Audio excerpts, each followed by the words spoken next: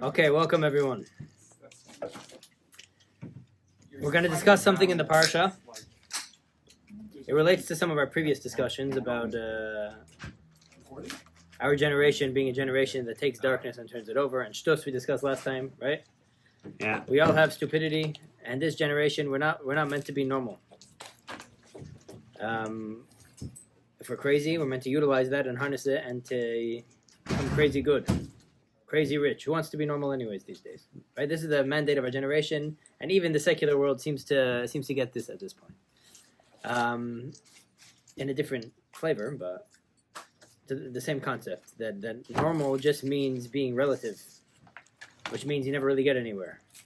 We all have a certain craziness, we all have a certain passion, which makes us do a lot of sins sometimes, and the point is not to try to cut that out of ourselves or just live in guilt and shame because of it, but to be able to take our passion and our low sides and to be able to turn that over towards goodness and holiness. So in a similar vein, today we're mainly going to discuss this week's parsha. And there's a beautiful, completely life-altering sikha in this week's parsha. Parsha's Truma talks about, you guys know, the building of the Mishkan. Right? Hashem says, "Vasuli mikdash v'shachanti b'socham." Build for me a tabernacle. Although tabernacle, I don't know if we know what a tabernacle is better than a Mishkan. I don't know if English helps over here. It's like someone asks you, what's tefillin? You say phylacteries. Okay, that didn't help me. Might as well just call it tefillin, right? Phylacteries, never heard of it. So Hashem says, build for me a mikdash, build for me a sanctuary, and I'll dwell in it. And what's known to be the most famous and the most central of the things that existed in the Mishkan? The Mizbeach, the Menorah. The is one of them. The Menorah is one of them. And the deepest one is the Kruvim, the two kids facing each other, exactly. They're called the Kruvim. It's called the Aron. That was where the two tablets, the Luchos that were given to Moshe, they were put into the ark.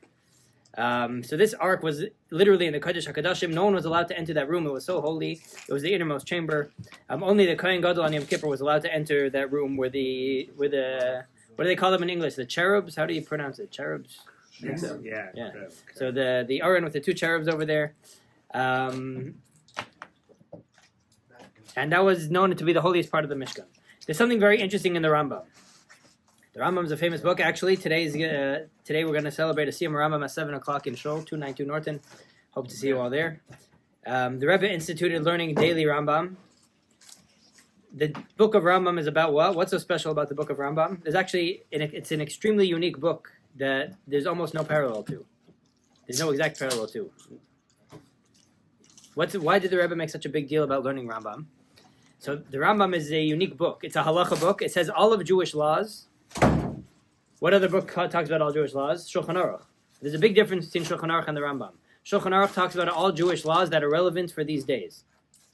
Now, out of all the mitzvahs that exist, how many of the positive mitzvahs are there that we could keep these days? Out of 248? Somewhere in the 80s.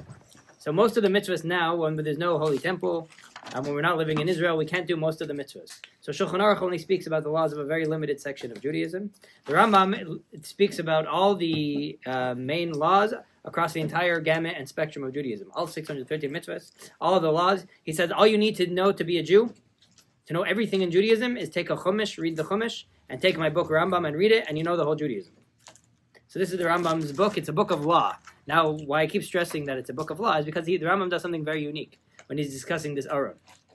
He says, where was the Aron? The Aron was kept in the Kodesh HaKadoshim, in that innermost special room that only the high priest was able to go into on Yom Kippur. However, King Solomon, when he built the Holy Temple, he realized one day this is going to be destroyed.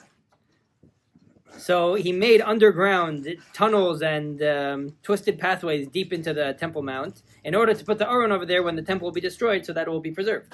In fact, the Rambam continues, King Yoshiyahu, who was a tzaddik, who was a very righteous king, and the Jews were prosperous during his time, he took the Aron and put it down in that underground chamber that King Solomon set. And the Aron did not come back on the second temple, and it only existed by the first temple. We didn't see it in the second temple. So says the Rambam. Now the question is, the Rambam's a halacha book, right? It's a law book. It's not a history book.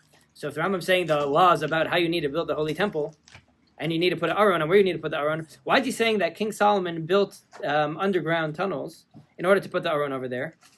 And even King Yoshiyahu, later in history, he actually put it over there because he knew that the temple was about to be destroyed. These are words for a historian, right? These aren't words for a halacha book. Law doesn't say that King Solomon has to do this. That's not a law, that's history. King Solomon, when he built it, he happened to make underground tunnels to put the Aron over there. King Yoshiyahu, when he knew that one day it's about to be destroyed, he also actually took the Aron down over there. What does that have to do with law? That has to do with some interesting history. So the Rebbe has a phenomenal twist based on these few words of the Rambam, which is like this. We're going to get a bit technical and halachic, but then we're going to derive a beautiful, beautiful lesson from this whole halacha. What makes the temple a temple?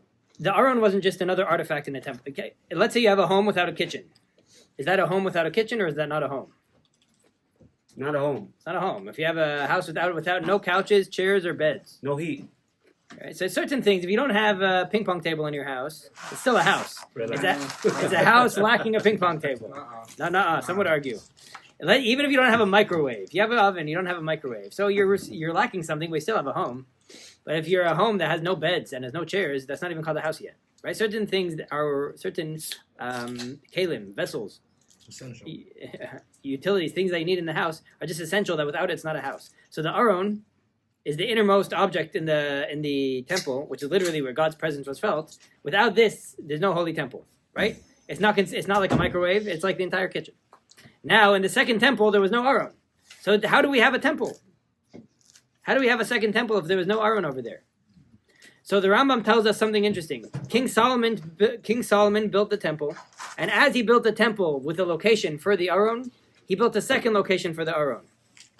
The same builder that made a location for where you should place the Aron, he realized one day this is going to be destroyed. The problem is, if it's destroyed, then we're going to lose the Aron, and then if we're going to build the sanctuary again, we're not going to have it anymore. So what he did he said, I'm going to create two locations. I'm going to make location number one for the Aron.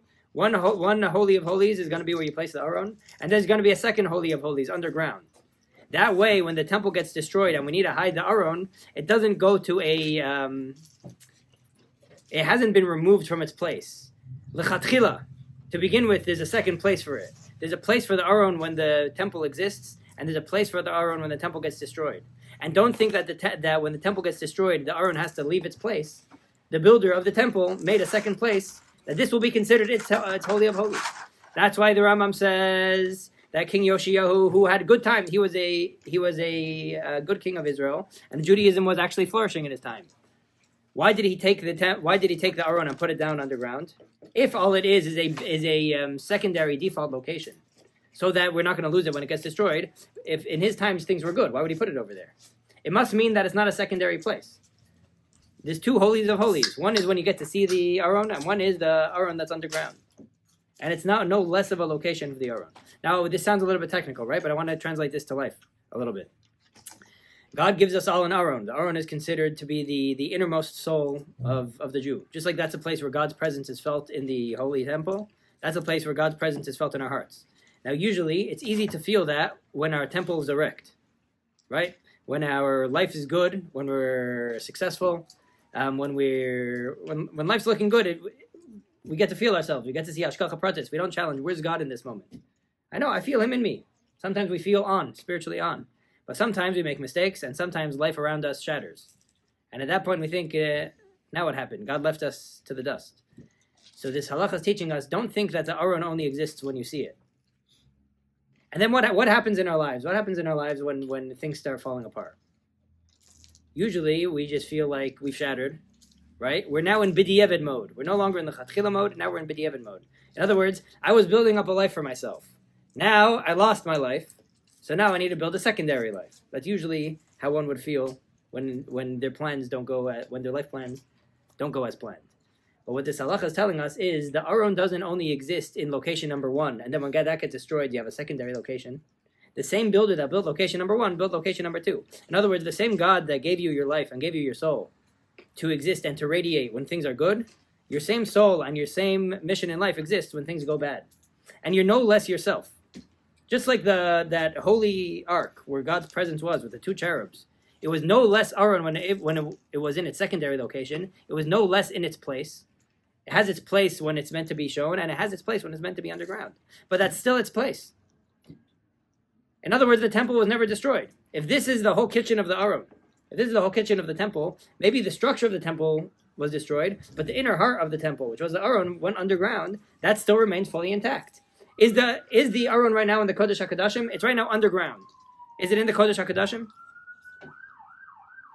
According to this, yes. According to this, yes. Right? No, it's not. The Kodesh HaKodashim is that special room that the Kohen Gadol can't go to in the Holy Temple. But that's not true. The same builder of the Kodesh HaKodashim made a secondary Kodesh HaKodashim, where this is where the temple is meant to be when things are destroyed. This is where the Aron is meant to be when things are destroyed, and this is where it's meant to be when things are good. And that it applies to our lives too. God's not only with us in the good moments. God is with us, and perhaps even more in the secondary moments. And it's not that He abandons us and therefore things go wrong. It's just like He's present with us with a mission and with a calling when things are good. We have a special mission and a special calling and a special soul for when things are bad. And it's no less us and it's no less ourselves. Right? There's a famous book called Small Miracles of the Holocaust. Anyone ever knows you guys know the Small Miracles set? There's small books of two Jewish women about crazy coincidences that no one could deny, like these are crazy miracles. I remember someone sending a balloon. There's a story of someone sending a balloon and with messages, and then someone else seeing it needed to see it that day for. Like there's very interesting. There's small miracles for the Jewish woman, small miracles of love and marriage, and there's a book, Small Miracles of the Holocaust, which is literally accounts of people who are surviving the Holocaust, and crazy coincidences happening to them to save their lives, or someone doubting where's Hashem, and at that moment they see a small scroll from under someone's shoe saying Shema Yisrael, Hashem Elokeinu, Hashem Echad, literally as they're on a death march.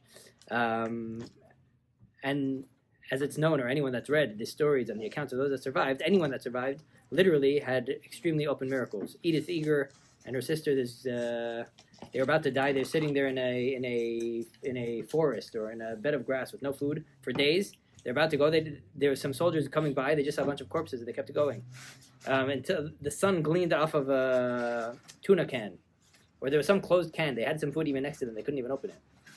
And they're just sitting there dying. One of them just turned with the sun leaned off of the tuna can, so they got a glimpse, and they saw over there, and they saw some breath coming from these two women, and they took them, and she's still a psychologist and famous writer in San Diego, because of a glimpse off of a can. So these are small miracles of the Holocaust. Now, seemingly such a book makes no sense.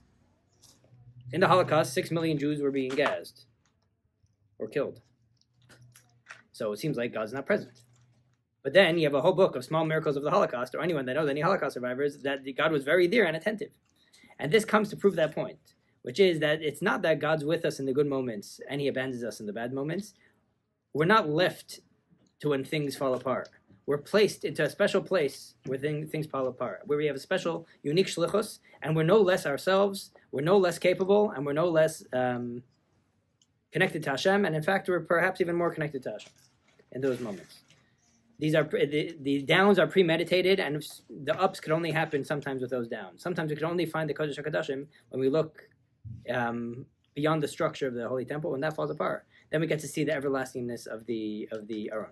There's another interesting story that this is connected with. There was a teacher in a yeshiva in Montreal who used to farbring and have all of his ideas, and then when they go to the Rebbe's farbringings, he would hear that all of whatever he was saying at yeshiva, the Rebbe was saying the opposite. So he felt a little bit bad about himself. He wrote to the Rebbe, maybe I should quit. I'm not doing a good job. I'm trying to give over certain messages to the Bachrim, and it seems like they're not true, or I'm getting something wrong. And the Rebbe answered him that when we hired you, we factored in your chesronos. When we hired you, you're not perfect. We knew your shortcomings, but that was pre-factored in when we hired you, right? So we have the parts of us that are strong, and that's our holy temple. Then sometimes we try to ignore the fact that we have downsides also. But the same God that gave us our soul for the pretty parts of us, He also gave us a soul for the ugly parts of us, and that's no less us. Yeah? There's one more idea that comes out from this Dvar Torah of the Rambam, which is, how many holy temples were there so far? Two. According to this, there isn't two holy temples. There's one. The first holy temple never got destroyed. If the Aron is the primary structure in the holy temple, then when you look at it, the first holy temple got destroyed and the Aron went underground for preservation until the next one. But based on what we're saying now, the Aron never left its place. Even place number 2 was still its place. So therefore, was the holy temple ever fully destroyed? No. It just went underground. So then temple number 2 isn't a new construction, because temple number 1 never got destroyed. And that also applies to our lives as well. We could look at our failures. We could look at life as we have peaks in between failures.